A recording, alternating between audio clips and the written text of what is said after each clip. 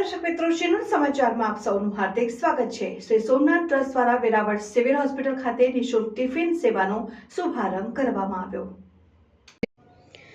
Shri Somnath trust દ્વારા આરોગ્ય અને માનવતાના ધોરણે એક અનુકરણીય પગલું ભરવામાં આવ્યું છે, જેમાં સેવા શ્રી સોમનાથ ટ્રસ્ટના દુખ્યાના નાથ સોમનાથ સૂત્રને અનુસરીને દૈનિક નિઃશુલ્ક ટિફિન સેવા શરૂ કરવામાં આવી છે। ત્યારે આ સેવાનું ઉદ્ઘાટન આજરોજ વેરાવળ સિવિલ હોસ્પિટલ ખાતે શ્રી સોમનાથ ટ્રસ્ટના ટ્રસ્ટી જેડી પરમાર, જિલ્લા કલેક્ટર દિગ્વિજયસિંહ જાડેજા અને ટ્રસ્ટના સચિવ યોગેન્દ્રભાઈ દેસાઈના હસ્તેથી પ્રાગટ્ય કરી કરવામાં આવ્યું હતું અને ત્યારબાદ દર્દીઓ અને તેના પરિવારજનોને ભોજન વિતરણ સેવાનો પ્રારંભ કરાયો હતો। ત્યારે વિશેષ રૂપે દર્દીઓ માટે બનનાર ભોજન દર્દીઓ સુધી ગરમ અને તાજું પહોંચે તે માટે લીક પ્રૂફ કન્ટેનરમાં પેક કરીને હોસ્પિટલમાં પહોંચાડવા ખાસ વ્યવસ્થા કરવામાં આવી છે। શ્રી સોમનાથ ટ્રસ્ટની વાત કરવામાં આવે તો અત્યાર સુધી 5000થી વધુ દિવ્યાંગજનોને કૃત્રિમ અંગનું વિતરણ કરવાની સાથે કોવિડ-19 મહામારીમાં આરોગ્ય કેન્દ્રમાં ઓક્સિજન પ્લાન્ટ દાન કરવામાં આવ્યો હતો।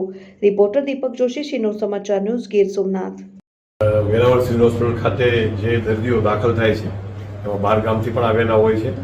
તેઓની સારવારની જવાબદારી તો સરકારશ્રી ઉપાડે છે, પરંતુ એમને જે અને જેના સગા એવો છે જમવા માટેની એક મોટી એક સમસ્યા રહેતી હોય છે। કારણ કે અહીં જે દર્દીઓ આવે છે એ મોટાભાગે સામાન્ય ઘરના હોય છે અને એમનું કોઈ અહીં સગાવાળા હોતા નથી, એટલે જમવા બાબતની ઘણી એમને તકલીફો પડતી હોય છે।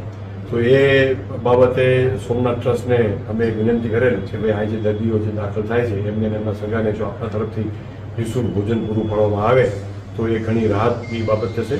તો એને સારો પ્રતિસાદ આપી અને આજરોજ ટ્રસ્ટ દ્વારા સિવિલ હોસ્પિટલ ખાતે નિઃશુલ્ક ભોજનની વ્યવસ્થા ચાલુ કરવામાં આવે છે। એમાં જે દાખલ થયેલ દર્દી અને એની સાથે જે એના સગા હશે તેને નિઃશુલ્ક ભોજન આપવા માટે આ માટે હું ટ્રસ્ટના સચિવ શ્રી યોગેન્દ્ર દેસાઈ અને એમના ટ્રસ્ટી જેડી પરમાર સાહેબનો ખૂબ ખૂબ આભારી છું અને ભવિષ્યમાં પણ આવી જ્યારે પણ જરૂર પડે ત્યારે આવી જ લોકો ઉપયોગી કાર્ય છે જેમાં ટ્રસ્ટ મદદ થશે એવી આશા પણ